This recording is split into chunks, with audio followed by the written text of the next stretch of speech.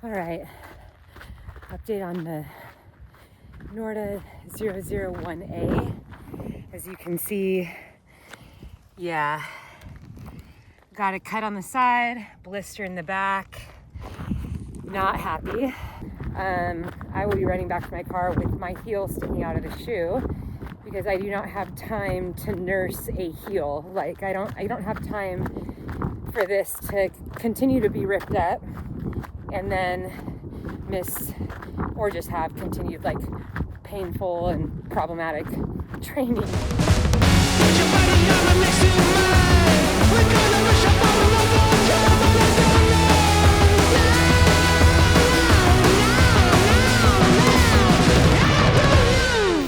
Okay, here's where I'm at right now. Aside from being in a parking lot in Flagstaff, Arizona, this season is a whole new ballgame for me. For the first time, I'm a free agent.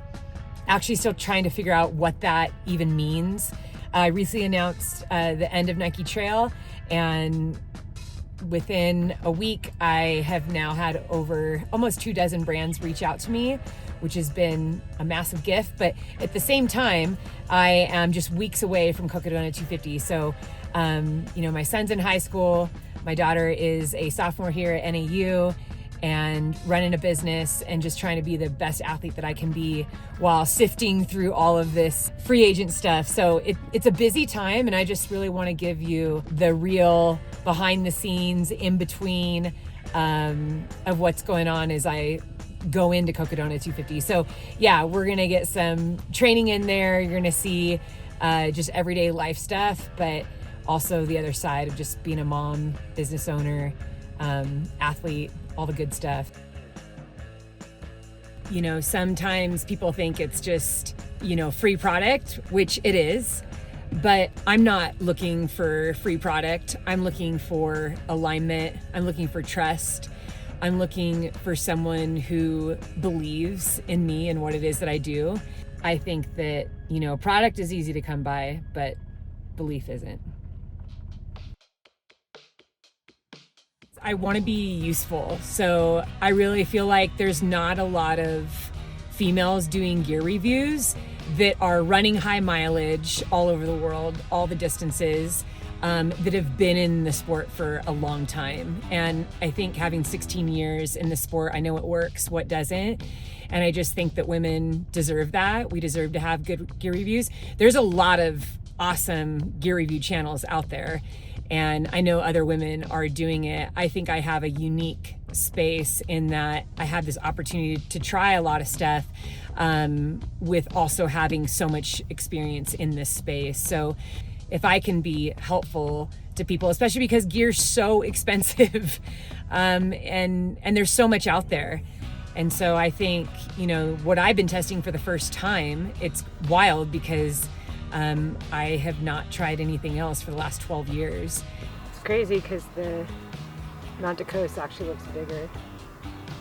This is an 8.5 and this is a 9. I did notice yesterday, and this is why I didn't choose a shoe yesterday, and I was wearing different socks, that they were a little loose.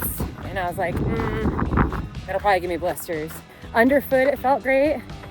These thicker socks, like the first few miles, it felt fine. And then like by mile 7 or 8, I was like, I feel like my heel cup on both shoes are kind of moving around. So right now these shoes are not going to be taken back out of the box, and I will be trying some other Nordas, but the 001A has broken my heart today. So the weird part about testing all this gear right now is I'm so close to Cocodona, and I want to give like good, honest feedback.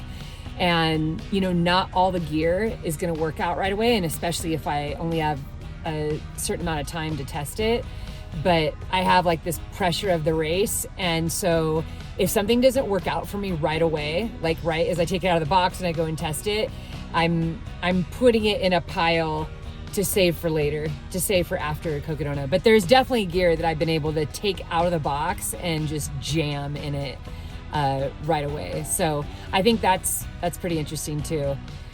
Gear that needs some adjustment time, and then gear that I can use straight from the box.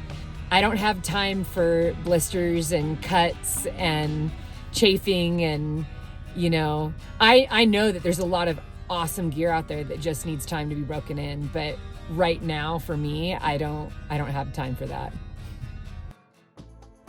Training doesn't happen in a vacuum, and I don't want to present it like it does. My kids are a little bit older now, but motherhood definitely looks different. And for those of you parents that are moving through the different stages, you'll understand that. I show up for my kids in different ways, and also while juggling a business and responsibilities, a little bit of work stress, I feel like it's just all part of it, and none of it's bad, none of it is negative. There's no complaints. That's just the reality of my everyday life. So, and it has been like that since day one. And I wouldn't change it, because I love what I do, and I find a lot of fulfillment in what I do. I definitely have those days where I'm like, why do I take on so much? Or, is this even necessary? But when I look back at things that I've created and the impact that some of this work has made, it really warms my heart and just encourages me to keep going. So when I think about Cocodona, I definitely want to have a better experience than I did the first year that I raced it.